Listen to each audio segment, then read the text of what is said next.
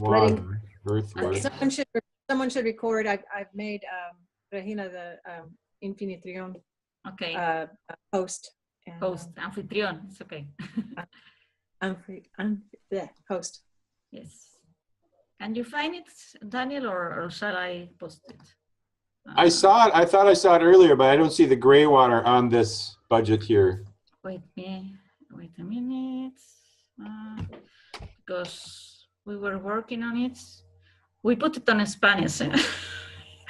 Because, wait a minute. Oh. We made it in Spanish.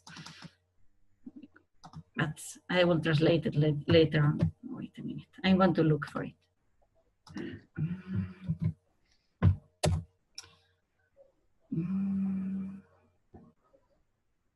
Budgets, plus budgets.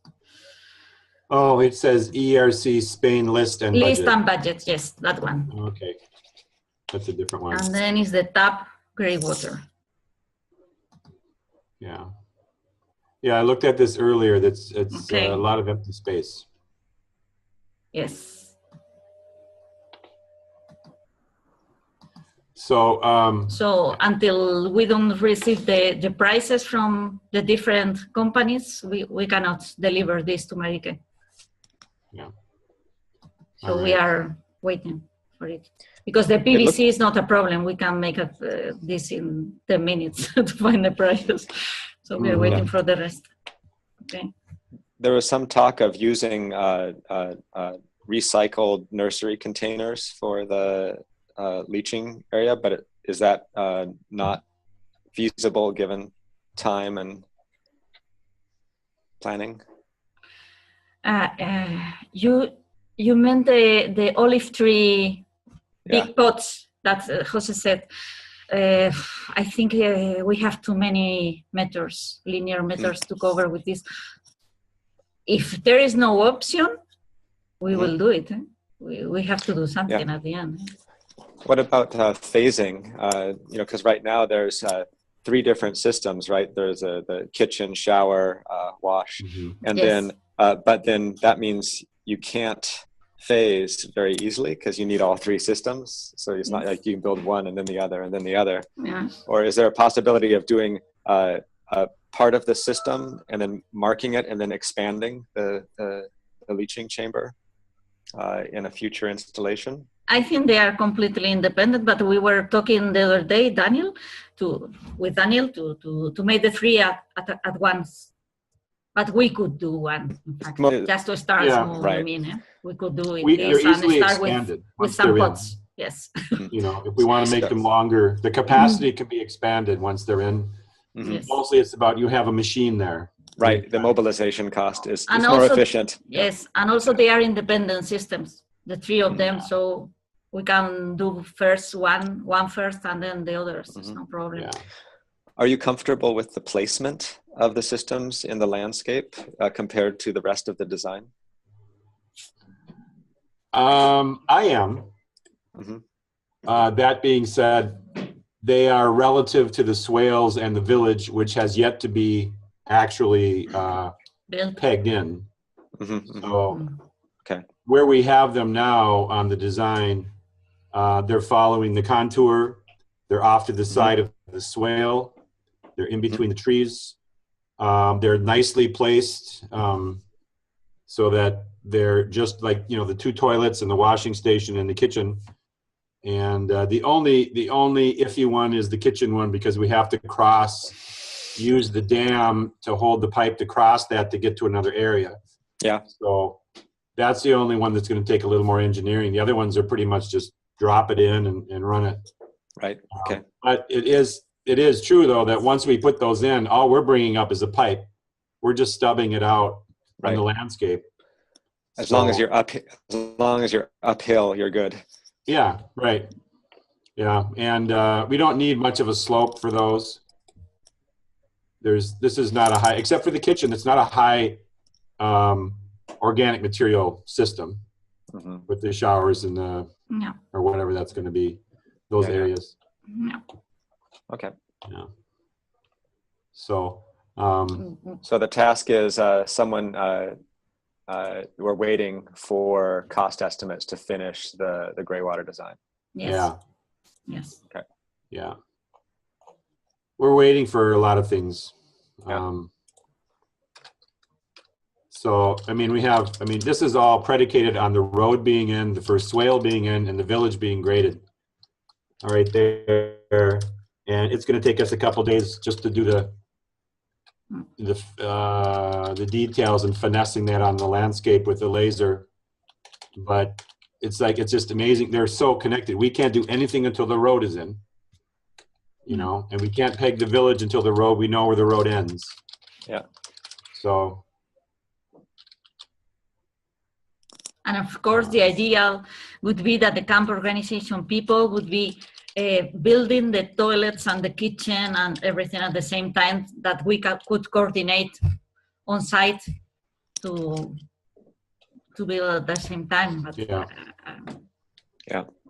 When would you say is the end of the constructible season because of rain and mud? If you had to guess, what's the end date for that? September? I don't know. Oh, it October? depends. I don't think that is the same every year, but maybe Right. mid October, maybe. Okay, so as I say, September to mid-October is sort of the end of the construction season without trouble. Yeah, but who knows? Maybe this October is not raining. We don't know, because in the study that you made about rain, there were 2 years without rain. Yeah. So we have to be a bit organic on this. Yeah. Mm-hmm. But it's good to have a clear story and to start repeating that story over and over again, so everyone understands. Yes. Between the money and the weather. Yes. And so because those are the two big things, the money and the weather. These are our limitation. Yes. And a project manager. Yes. Yeah. See, there's a good reason why they have, you know, in all of these production companies, they have a traffic person, they have a production managers, they have project managers, because not everybody is good at everything. And, you know, I can muddle my way through this stuff, but you wouldn't want me to. And it just stresses me out and takes my energy away from the things that I'm good at. So that's what we're trying to find. And even on this landscape in the village, if we have somebody who's a manager there, they don't have to be an ecologist or, you know, whatever. They need to be somebody who is interested in that and has a passion, but really focused on organizational skills and organizational development. I agree. So, and also for every task we need someone specialized. For example, for the road now, we just going to do the basic, but in the moment that it starts raining, this road has to be correct. And for this, we need something like Ray. Someone like Ray that has built a lot of, or control the building of a lot of roads, and someone like Ray or Ray has to be there to say, okay, now we are going to do a proper road. I think we need experts in some time for everything. Mm-hmm. Okay. Right. Well, I mean, in theory, there's 1,000 people, and there may be someone in there who can play that role, but we need to treat it like we're hiring someone, even though it's volunteer. Yes. True. Okay. Yeah, so you have to, those, you know, that the numbers are kind of deceiving, really, because the numbers always are with a bulk mailing. When you have a large crowd, when you're looking for volunteers and actually people doing things, you can count on 2%. Yes. So, So that 2% are the people that are actually going to help you, and then of that, you have to. I mean, it's. No, I understand. Throughout these big numbers, it doesn't help. You know, John is always talking 1,000 people, and they're all going to know. You know? I agree, but I'm not sure if there is resource there. I don't think we're using it. Yeah, that's true. So I have two. I agree. Two action items. Yeah. Okay. I have Jose and Regina will finish and translate Greywater when the costs come in. And also I put another action is to request to the camp team. And I'm not sure there is a camp team yet, but I think that it's worthwhile to ask for one to exist. Yes, I think, yes, there is. I think there is from 8 to 14 people that has said that is going to come. And Ray wanted to talk. So I'd say that I would like that camp team for the benefit of this circle.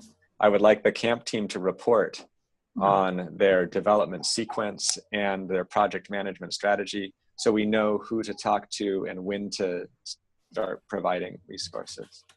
Maybe so I think that's a way to try and stimulate development, to say we are expecting you to do these things. Yeah. Just right. I'd like to just address the people and the skill sets available. And what I'm finding is that one of my roles to help with the communication circle is I review the ERC email, and my own life has settled down, and now I'm doing it a couple of times a day. Yay!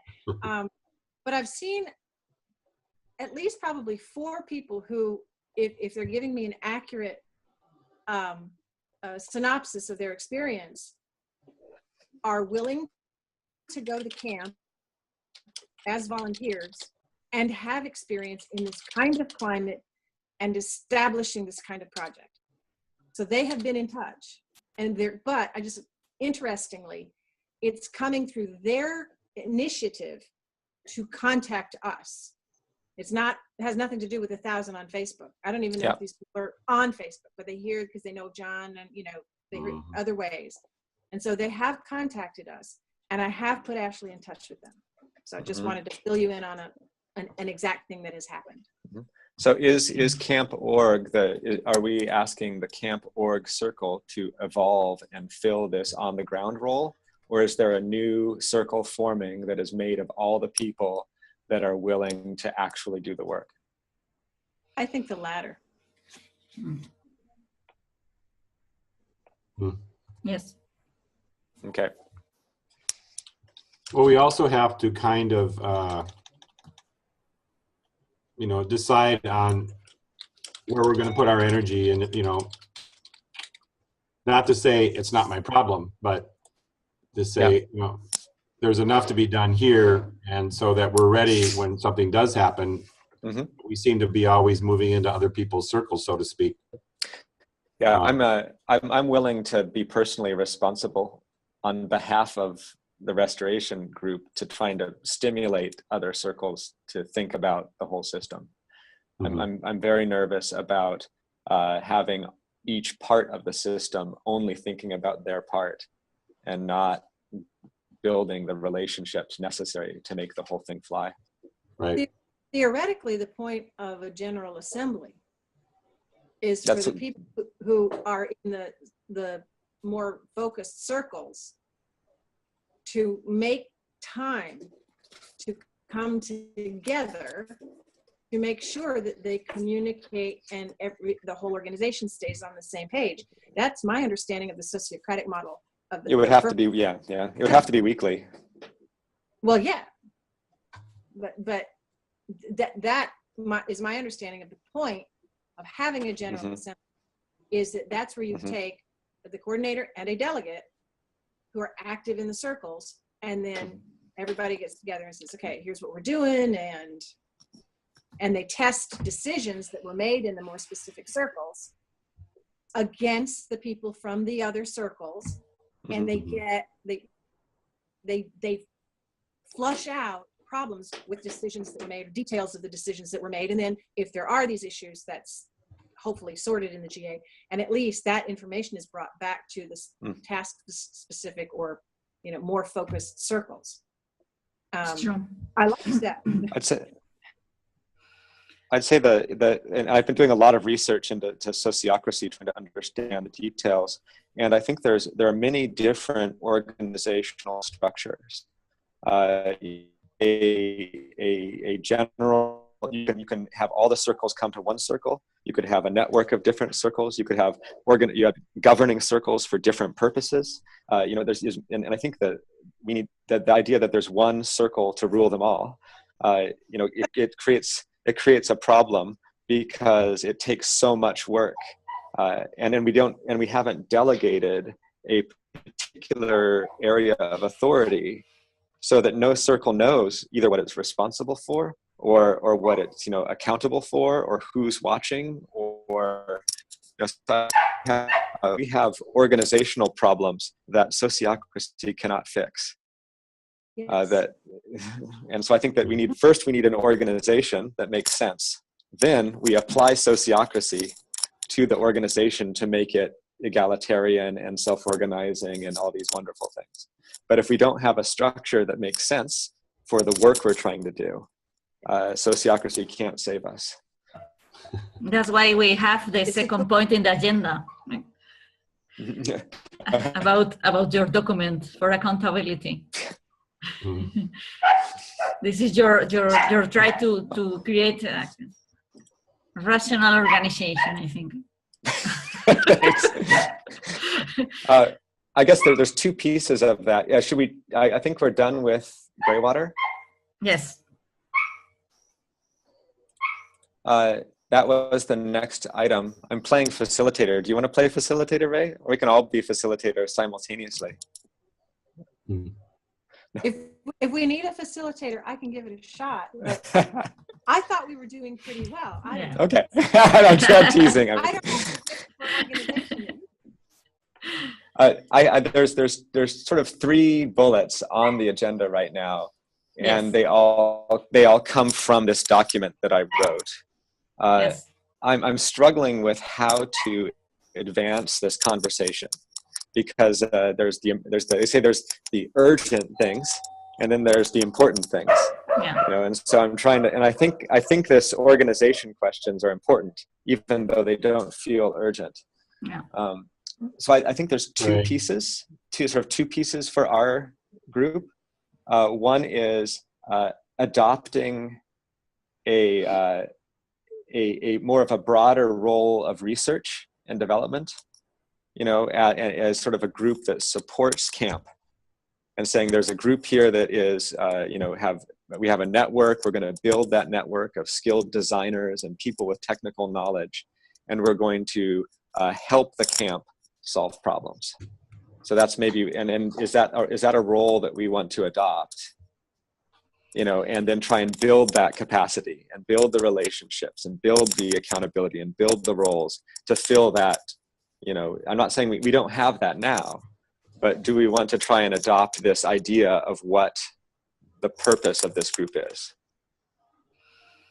Yeah, I like the idea of having a general research and design circle, and then the local circles. I think it's important to have that because we now have only one camp, but we will have a lot of camps, and I think it's good to have like a circle of advisors, but then the locals are better to design. Or my English, to focus on the things on the country, and of course, maybe the general circle can give a general design, and on this design, based on this design, they can start the discussions on the local circles. That's my idea, but maybe you think something else. I don't know. Mm-hmm. One of the things that maybe you saw it on Facebook is, we see it all the time. Every time you put a design up there, somebody's going to ask you. I don't know if you saw the one about beavers, but this wasn't related to Spain, but I would put this picture up and somebody started, well, what about the beavers? And it's like, I don't know. Why are you asking me about beavers? Go do the research. Go figure it out. It's like, and is it never, ever? I mean, to get into these conversations, it said, yes, never, ever. Actually, maybe, sure, 200 years ago, there probably was a beaver here. But so you get these kind of random conversations going. And it's everybody's right, I guess, to ask questions. But man, it's very difficult to be polite after a while. Well, we'll keep the cooks in the kitchen and the waiters on the floor. You don't want to have the cooks out on the floor. They just make trouble. Yeah. That's right. It's like what do you think, Ray? Yeah, sorry. Okay. I would just say my metaphor is for things like this is you're putting cans up on the fence and somebody's going to get their BB gun and start shooting at them. Mm-hmm. I try to harness that sometimes when I'm doing a design or making a proposal, because I'll essentially, present something, and in my own mind, so that I don't get nasty, I tell myself I am putting cans up on the fence, right. And the natural bent for people is to try to shoot them off. I will try to use that to refine my design and to improve. Yep. But right. And then so I just wanted to get that little metaphor out of the way.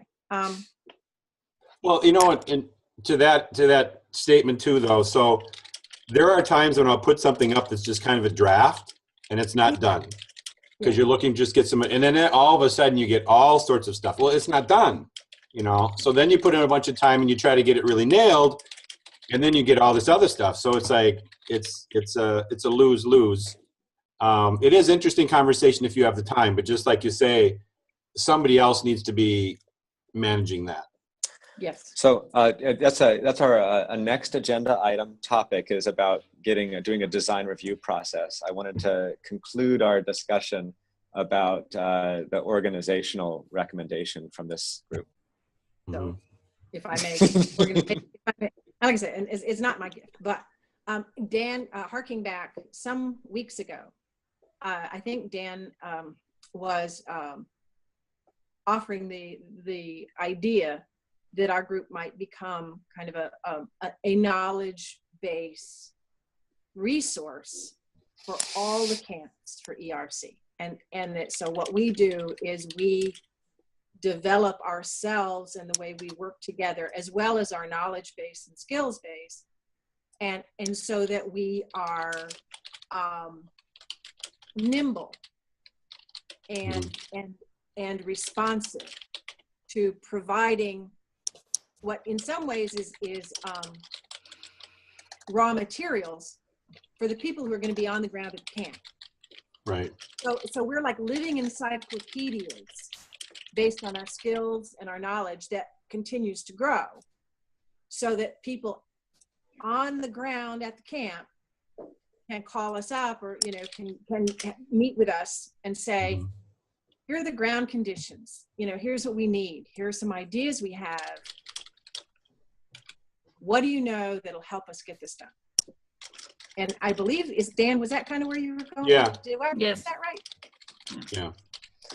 And I think that at least dovetails with what Paul is bringing up as far as what our role is. Did I hear that right? I had identified five things that we would try to accomplish in this context of being this, as people call it, a backbone, that providing support for the whole body. The one is to document the technical needs of the camp. We have to understand what the camp needs. They have to talk to us. So we have to talk with the camp to understand their needs. One then is to research technology and theory, based on those needs. The third was to support collaborative design. Design is difficult, and we can maybe provide a role and the technology to help people all possibilities a proposal. I think the fourth was working with the camps to build and evaluate. So maybe someone visits, or we have a member of the group that's nearby that can go help, and then we're also coming up with evaluation, remembering why we did it, so that we can learn whether or not we were made good choices. Yes. And then the fifth was to take all that knowledge and make it available and make sure we can find it again. So to hold the knowledge and make it accessible.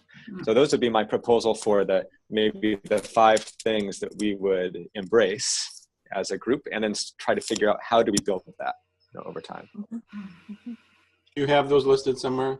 Yep, they're Yes. in the agenda and they're in the proposal Yes. to General Assembly for Okay. for the I'm calling it we can call it whatever, but the system design plus participation and development in Yeah. one group. I'm nervous about having the researchers separate Yes, from the I- designers.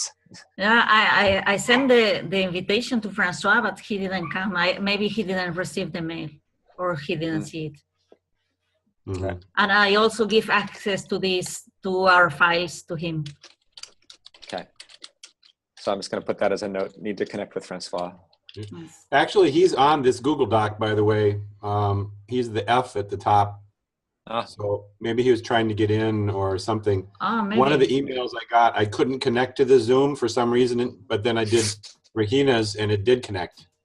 So just to keep us moving, I just want to do a sort of a temperature check.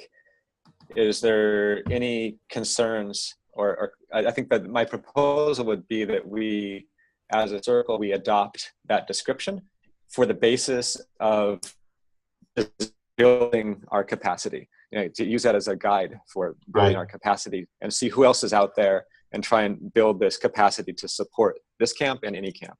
Yes, I love it. that's Okay. I do have a Right. quick. Ray. This is a half thought.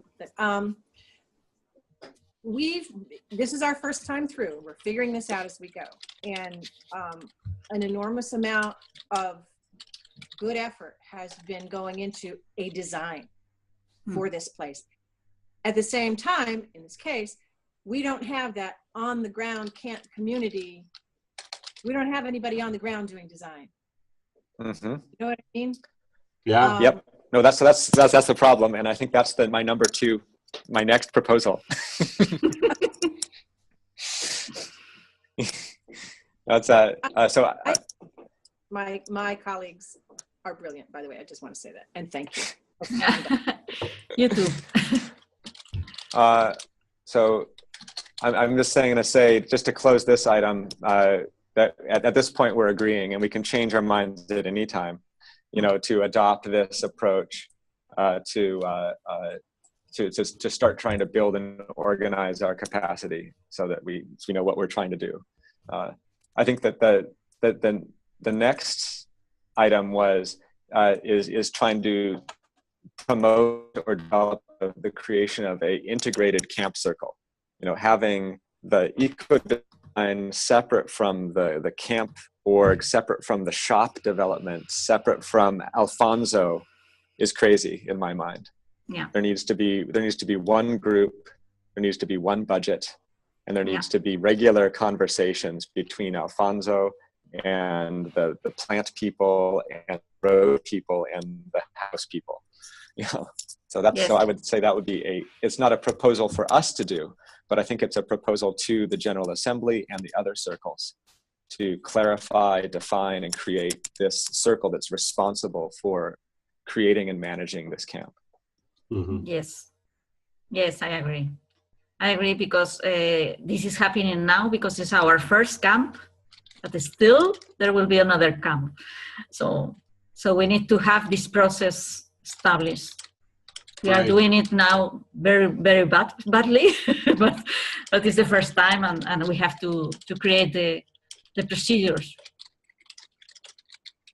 Right. I think I could be wrong, but what I see as this has progressed over the many months now is that it was supposed to be a bottom-up sort of administration, and the foundation and the people are basically informing as things come together and move up. But what I think now we have is this huge flip, and now it's so top-heavy that all these people that were basically the foundation to help create it have now flipped to the top, and we have this huge bureaucracy at the top now, and there are no people at the bottom anymore.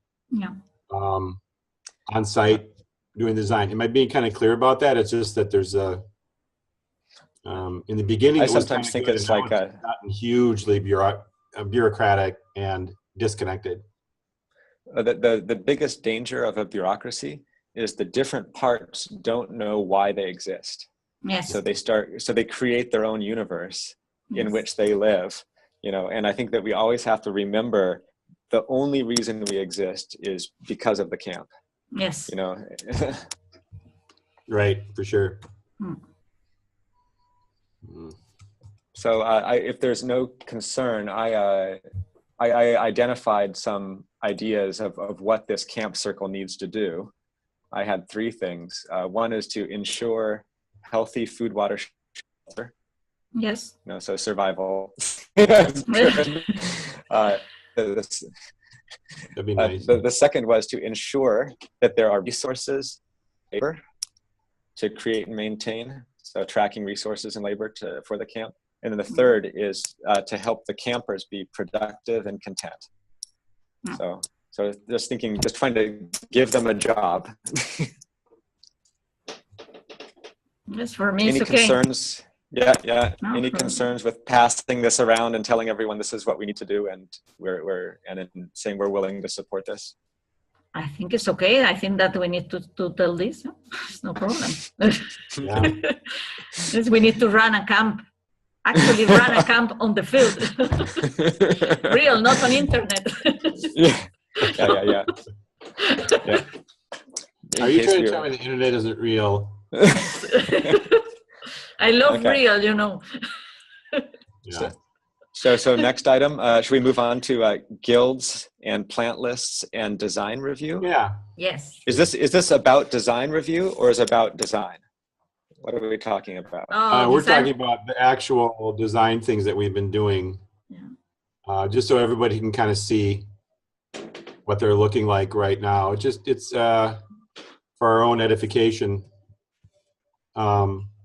And I wanted to show you, so I just want to show you the process that I really like the process now that we have, and it's taken us a while to get it, but we've kind of divided up the tasks, but we also are verifying what's going on with that with each one. So I just want to open this up. Let's see here. I'm going to share a couple screens with you. Okay. Is that okay, Rahina, to go into these? Yes, Okay. Perfect. All right. So right now, you can see what we got going here. Yeah. Move this bar out of the way. I'll show you everything here.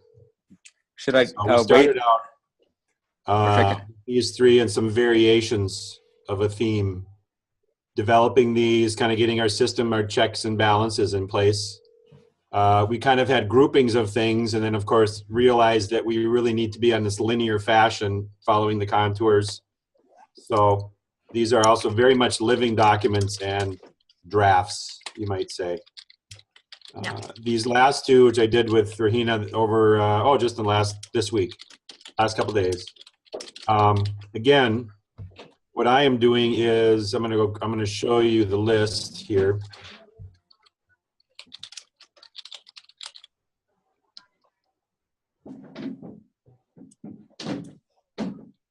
As it loads, sorry.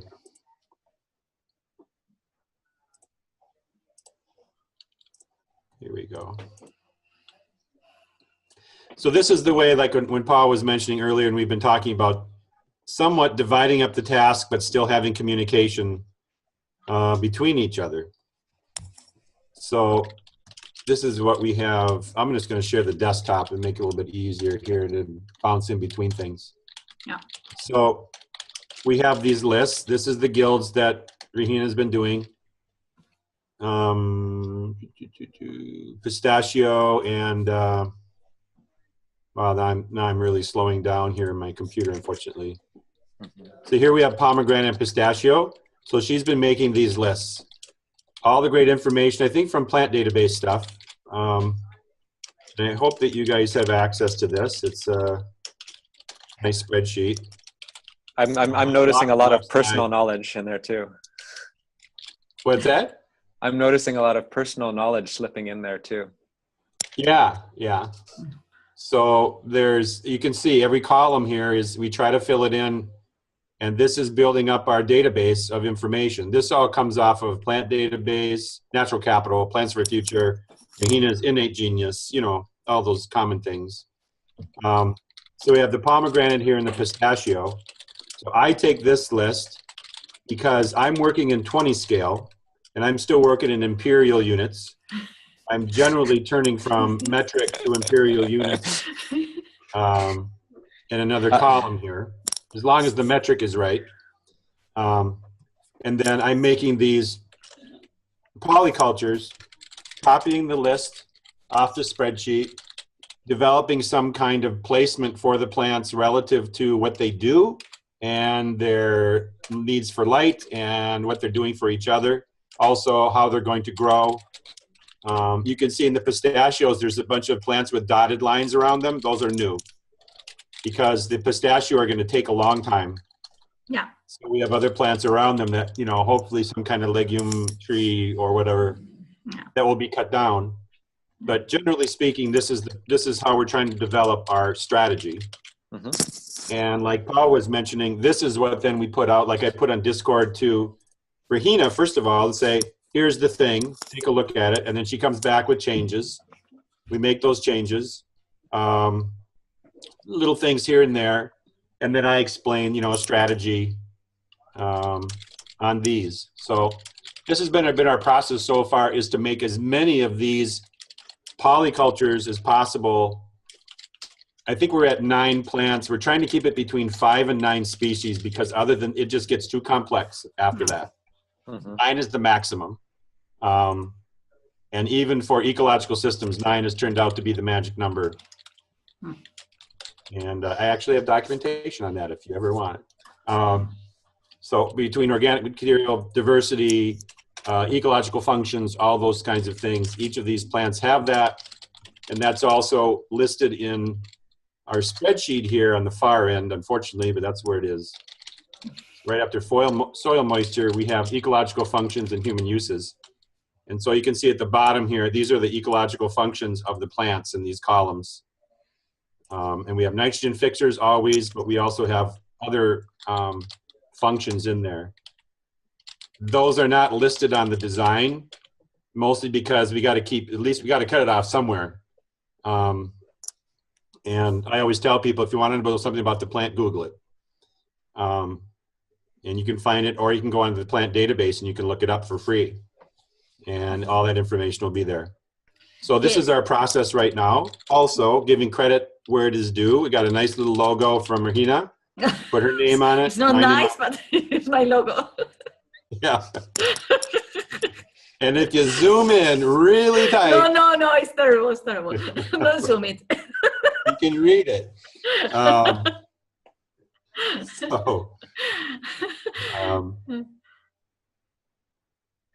Okay, and also every time I find a plant to add to a guild, I check if there is a similar related to Murcia species. So every time I can, I choose a species from Murcia that is local or that is naturalized, because I try to be sure that this is going to be. Not a problem. But that's our basic polycultures for these first 4. And the one and that's clarification that I need to ask Rahina too. When it says xeric on pistachio or pomegranate, that does not mean that all these plants are xeric, right? Mm-hmm. Because the wheat is not. Your mic's off. Yeah. I have 4 questions. Let me know when I should start. Okay. I didn't turn her mic off. Did somebody turn her mic? Sorry. Yes.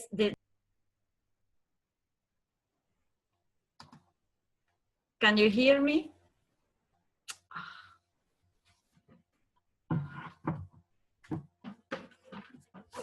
Kind of a 2 or 3 sentence story that goes with each of these polycultures about the sort of the intent and its resilience and sort of, and so I'm wondering if that, before we do any kind of design review, and even so that we can communicate these, digitally, might be useful to have that, you and Regina just write down the story of this collection of plants. Mm-hmm. Okay. Sorry, my internet connection is gone every 5 minutes. I don't know why. But before this, I added also, I don't know if you already talked about, but I added Ray and Sarah, I think, to contribute to the guilds, because, for example, the first reviewer, and also to help me to do them, should be Ray. Ray, can you hear me? Ray, yes. You're kind of breaking up. Okay, sorry, I have a very bad connection now. I think that it would be nice that the first reviewer is Ray. And also Sarah, because she's Spanish and she knows quite a lot about plants. And I would like it before sending it to a lot of reviewers, to have specialists to help us.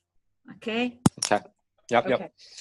So what I'm going to, just to clarify, maybe to jump sideways a little bit and talk about review process, what I'm imagining is I'm gaining access to the website, and then I would produce a page that then describes the design. And so basically I would call it curating, so I'm creating a little museum of the big map, and then the polycultures, and maybe the little sentence about what each one does, and then some documents, that links to documents. And then people would provide thoughts or specific ideas for improvement using the forum. Mm-hmm. So I think right now we don't have a lot of use of the forum, and I think we could do a very kind of do a controlled practice run that is very similar, I think, Regina, to what you said, where we invite specific people to come look and try it out, see how it works, both to get good ideas and to test the technology of collecting ideas. Yes. And then later we can do maybe a larger, a broader announcement, Okay. Yes, because I think that a lot of the guilds that I'm making, they are not existing in Spain. They are brand new. So I would like also Spanish people to check.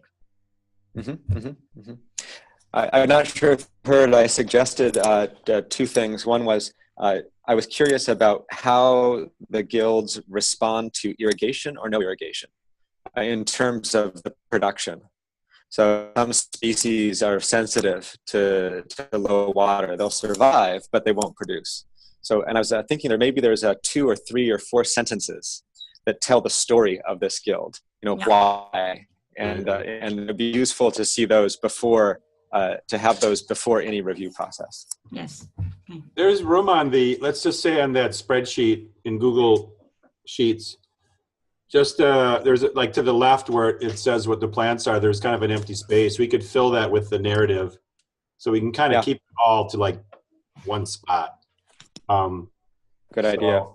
Let's use that for a narrative. We'll just kind of merge all those empty boxes on to the left side of each, put the narrative in there of what that would be, because we have talked about this over the months. Okay, because I think while you were gone, Regina, I was mentioning that there are different elevations, different water relative to getting close to the ravine, up on the ridge, those kinds of things. Yes. And that's been our strategy that should be talked about, where these are being placed. Some plants, the pistachio, they want a long, hot, dry summer if you're going to get some good ones. Yeah. So that's, and if it's warm or if it's humid or, so that's why we're getting a lot of these different polycultures. And then we're going to go in, and as I've kind of mentioned before, we haven't really done it, but then start generally placing where these are going to be. And then we have to go and finesse them into that shape. So the last design, which is called Spain Display, and it's on April 10th on Discord. You can actually click on that and get the PDF. on the bottom of that is an example of what those trees look like. So it's an entry on Discord on April 10th, right underneath the pomegranate polyculture, the old one, is I think it's called Spain something display. And that's the PDF, that's the latest one we have. But it's an example of what everything, once, I mean, the part of the problem is too, it's great, but once we start doing all this detail, now the design gets really complex. Yes. It also gets very busy because every plant is on there and it's only 24 by 36. Yeah. The design itself is about 8 feet wide on my computer, right? And I zoom in on it. Anybody can on the Illustrator file, which by the way is in Dropbox if you have wanted to go look at it. But you have to have the software. I wonder if there is a way to consistently and simply describe the layout without having to actually create a visual. I think the visualization is really valuable. And I also love doing a section too, so you can see the layout in terms of the elevation view, which is also a fun way. I think being able to describe the layout using words, a few simple words for each species. For example, are they clumped? Are they part of a matrix? Maybe there's 3 species that are the matrix, and then within the matrix there's clumps, and maybe those are on the shady side, so that there's start talking about spatial relationships, without having to, draw the whole thing on a map. Right.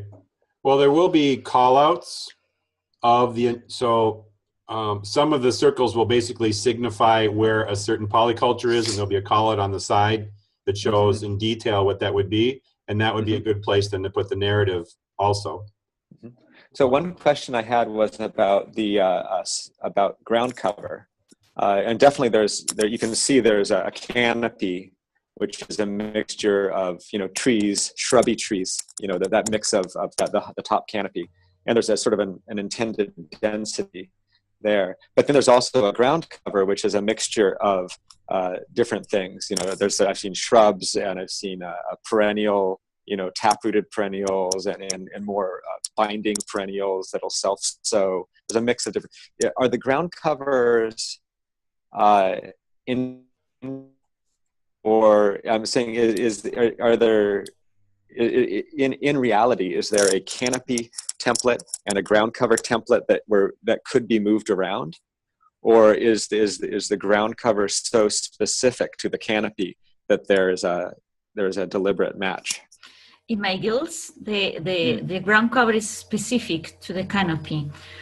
But also we were talking in another meeting with Daniel and Jose about also showing wild seeds that could be general for the especially for the beginning, general to every part. Right. Basically a category of ground cover plants. Right. And then I guess start adding of a perennial ground cover species, because the density is high, your cost increases rapidly in the planting. And so I'm wondering if is there a plan to do sort of a seeding to establish a mosaic or the matrix of the vegetation, and then inserting the higher value, higher cost plants into the matrix? Or I'm trying to understand. That. We got somebody here. Sorry, Paul. Okay, no worries. I think this is the idea, to show the wild species. There are mainly herbs and flowers and things like that, and also some things like broom and similar things from Murcia and from this area. And from there, later on, we can start with the guilds that are more expensive. Okay. Okay. So during the development, maybe we will see that something is not needed. Yeah. I'm curious, just because it's. I'm trying to figure out how to curate or how to display a complicated design. You know, how is it that we can show the both the complexity and the purpose, and without having it still make sense. You know? Yeah. So it's interesting challenge. Yeah. Gardening is so personal. Yeah. Yes. Yes. And okay, my last question is: when you do your guild design, are you envisioning a vegetation that will regulate itself over time, or are you imagining that people will be doing actions to manage composition? I think they will have to make actions, because I'm thinking also more directed to agricultural people, because the people local in this area are maybe farmers, mainly farmers. So I think they want to see something that is managed to get production. So maybe we can have a small place that is a regular food forest that is not managed. But then I propose that we need to have some lines with the guilds and show them how to manage to get the production out of this in a more normal way, right? Yeah. Just even the food forests, you know, we can choose how much direct management we want, and that zone 5 concept of pretty much leave it alone. And so some sections of that can be helpful, because there might be beneficial species, wild species, that could set up their own camp there, but they would need to be undisturbed.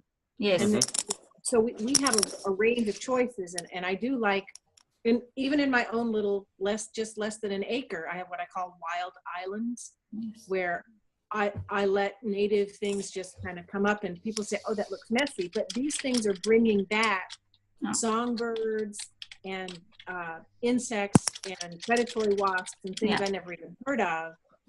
And it's just helping the health of the whole area. So yes, also guilds, you're right, they're guilds that are meant to support the humans in the area, and so those would be the higher maintenance.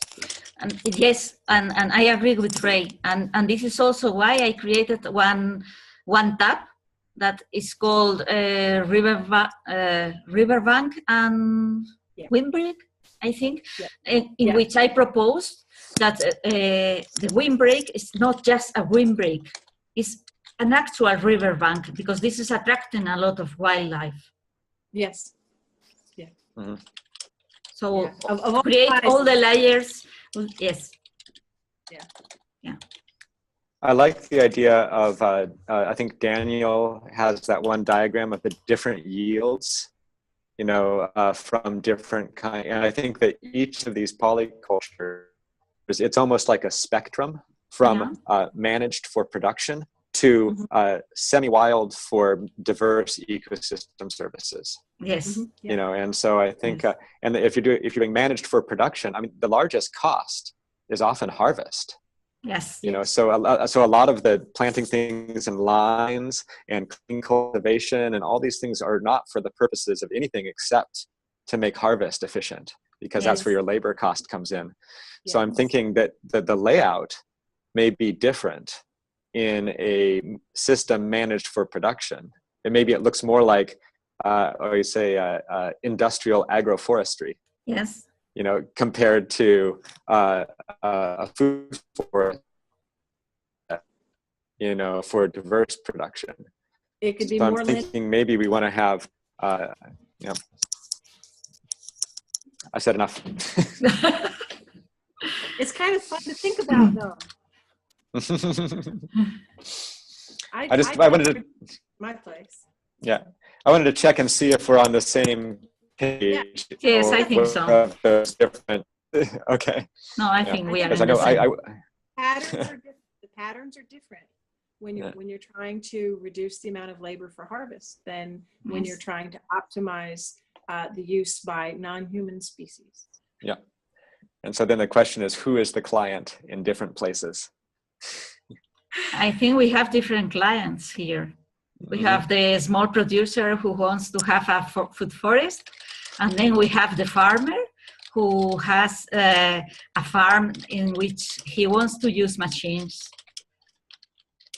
And then we have the wildlife that is also a client for us. And also we need to think about animals in that. You mean both domestic and wild? Yeah. Because, for example, at the beginning, I was thinking on a fence to avoid the wild boars to enter the property.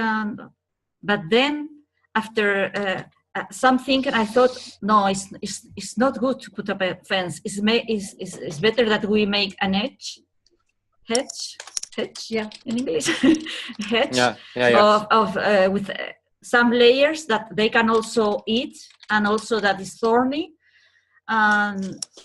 It will also attract wildlife and also birds, and it's much cheaper than a fence, and it's resilient. And you can't scale up.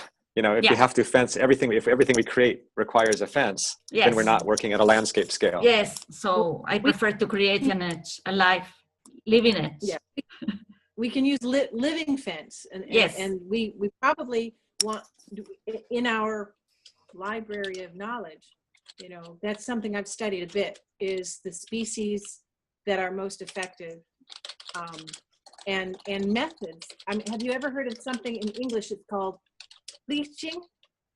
Sorry, bleaching. Bleaching. Oh yeah. Bleaching. Taking two branches and making the branches grow together. Yeah. Yes, there are artists that are doing that. Okay, good. Yes. That was 10 years ago. It was hard to find information about that, and now it's being revived as an effective practice.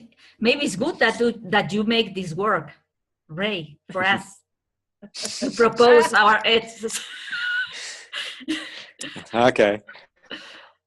So Is that okay I'm excited.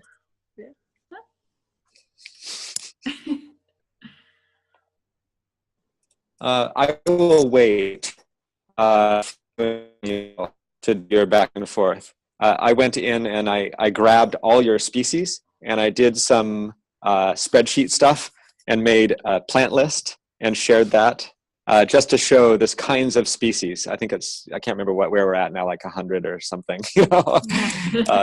But I'm willing to do the spreadsheet work to turn your lists into calculators. Yes. And lists, like, I think you and Daniel have done your back and forth, and Daniel has his, and you have your guild lists, and your voice is cutting. I couldn't hear you. Oh. But I think yes.